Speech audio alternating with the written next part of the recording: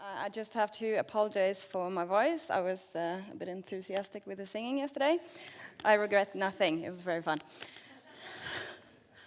Okay, so I'm going to talk to you about medicinal bath treatments and how they fit into our toolbox.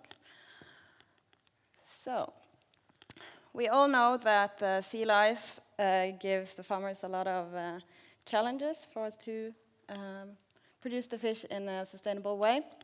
And for those of you who paid attention on the banquet yesterday, this was a number that was brought up. On the global scale, it's used more than $1 billion on sea lice on a yearly basis. So we're spending a lot of money to try to fix, for instance, to help with ensure the welfare of the fish. Environmental safety, resistance to treatments is a big issue. That's kind of my thing today, because Benchmark now we have introduced the first new medicinal product in over a decade in Norway. So that's pretty interesting. So we're just going to look a little bit into this toolbox that we know. So we have the thermal and mechanical treatments, which is mainly used in Norway at least. And we can also have, they try to control production cycles within the geographical area. You have fish of the same size and generation, breeding and cage modifications to move to sea, for instance. And of course, use of cleaner fish. However, the cleaner fish, we both need to consider the environmental impact when collecting the wild cleaner fish, and also the ethical concerns, both how they're treated during the wild salmon is being farmed, but also when they're delivered to slaughter, so it's an ethical issue. And then we have the medicinal treatments, not that many to choose between because of the resistance issue, and also environmental concerns with releasing the treatment water. So this is also very interesting with the new Ectosan vet medicine that's been developed. We also have the clean treat method, which I'm going to explain. But just to simplify for now, it's to purify the treatment water, to remove medicine before it's released back to the sea. So this graph is just to show you the light blue ones are the medicinal treatments in Norway from 2012 to 19. The dark graphs are from non-medicinal treatments. So you can see that there's a shift around 2016. We still have a lot of medicinal treatments, but the non-medicinals are kind of pushing through, and then by the next year, 2017, it's a shift completely. So, and we can see the trend. So we use a lot of more non-medicinal treatments, but also the total number of treatments in Norway are also going up. And we can see that the medicinal treatments are still there, but it's not used as much as non-medicinal, mainly because of resistance and environment concerns. So when we want to get a new medicine into the industry, all veterinary medicinal products must be granted through these many difficult levels to get approval. So to do that, we need to document both quality of the medicine, the safety to use it, and of course how to ensure the environment and the efficacy. So once we can document all these points, then we can get an MA. So this is very good for the industry, because those who are prescribing the medicine have a lot of documentation to show for, but also it does explain why it took us over a decade to get the new medicine Ectosan vet ready. So when we're using medicinal treatments, we also depend a lot on the proper technology. So Clean treat is definitely one of these things. I'm going to explain it to you in more detail. But all in all, the clean treat purifies the treatment water before returning to the sea. We can potentially use it for all kinds of bath treatments. As of now, commercially, it's been used only for Ectosan Vet, but it's also been tried in Scotland with Salmosan Vet.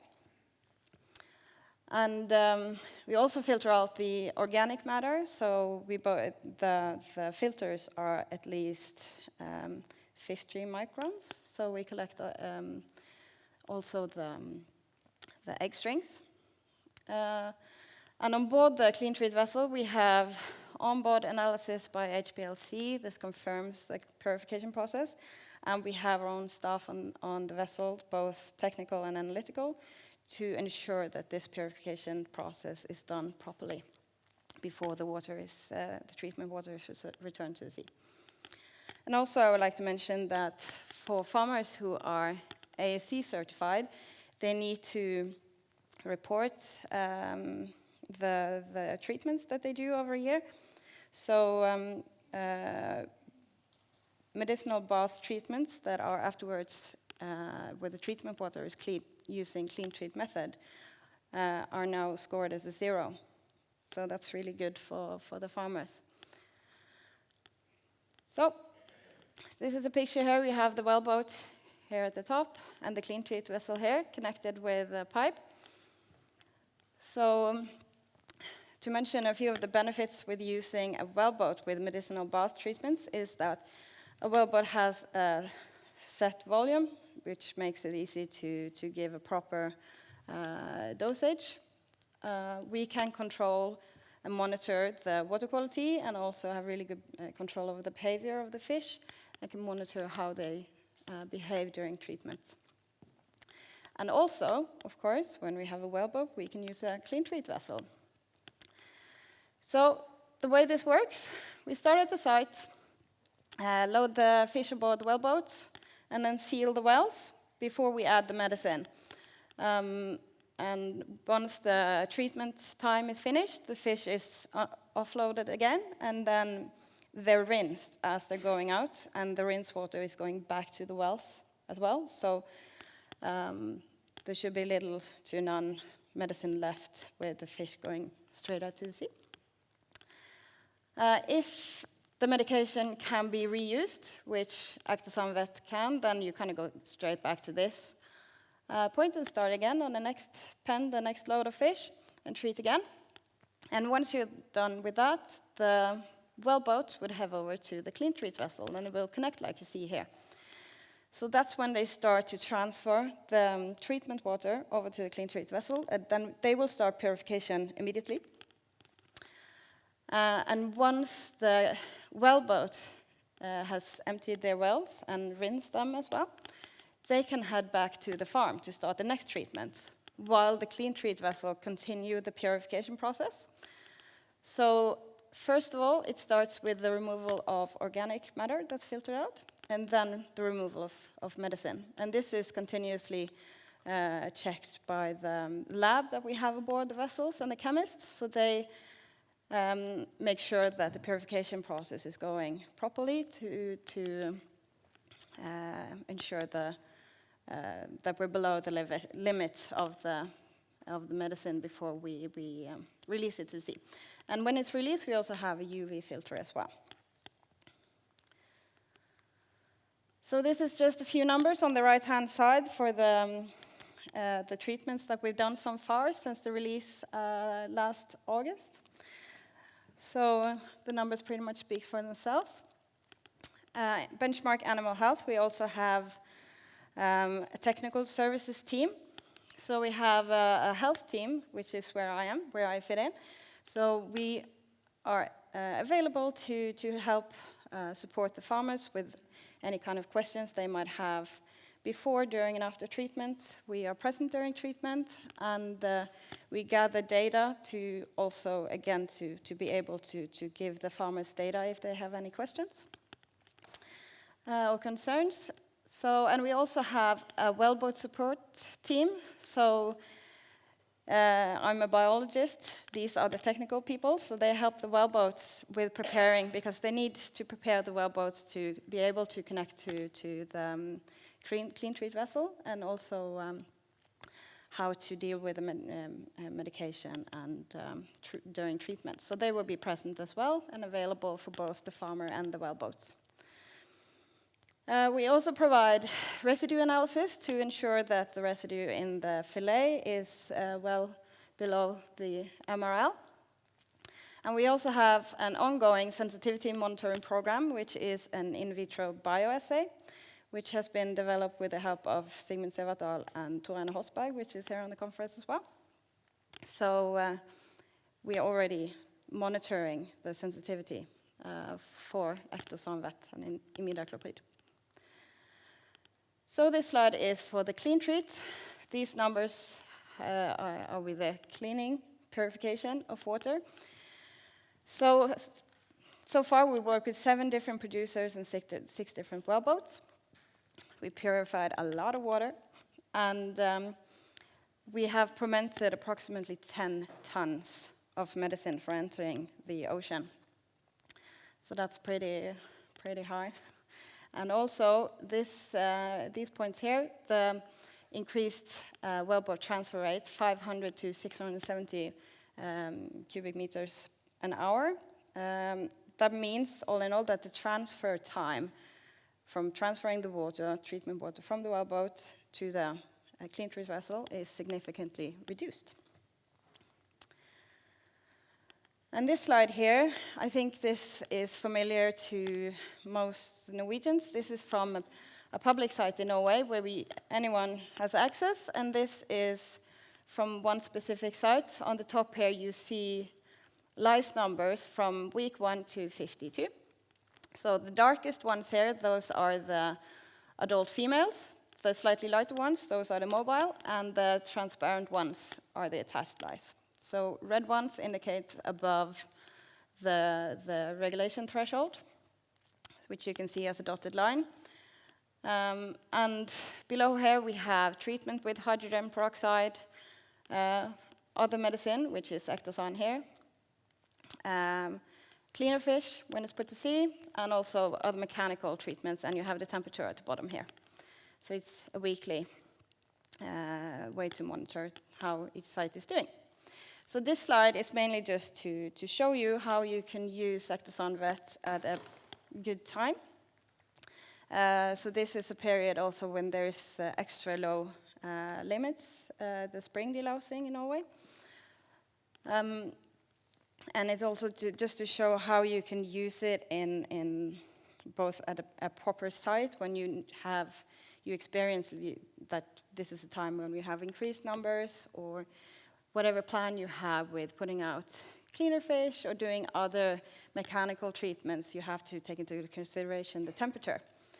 And also, this time of year is also a time when there's many algae blooms in Norway, so you rather not handle the fish more than necessary. So it's just to show you how you can use it in a strategic way. So, to finish up, we need to look towards the future. And how do you step towards solving the sea lice? It's a big question. But with the medicine, we need to control the administration, how it's done, to do the proper dosing. We need to ensure that the impact on the environment is as small as possible, as little as possible. We need to ensure proper welfare of the fish. And also, we need to ensure that the wild fish is taken into consideration as well. So this slide here is mainly to show the map that we have here. This is of a geographical area in Norway on the west coast. So this is a suggestion as to how you could treat a larger area. All the round black dots, those are farm sites. And these colored circles indicate a suggested order to treat the fish in a certain order with both regards to fish health in the area, the size of the fish, and also you can take into consideration local currents, so you don't clear an area and then they're just reinfected because the current always comes from the north, right? So our aim is to kind of increase the cooperation between different farmers so they can work strategically within a geographical area, so we can clear out a larger area, especially when you have a really good clearance effect. And if it's possible to do that, then we can get a step ahead and we can stop with the so-called firefighting and rather plan the treatments for a larger area. And maybe we could get a step ahead. That's our goal. So, this is me. Of course, I'll be available for the Q&A afterwards, but if you remember any questions after that, in the compendium that you have with the abstract, you will find my email address, so please feel free to contact me if you have any questions afterwards. Thank you.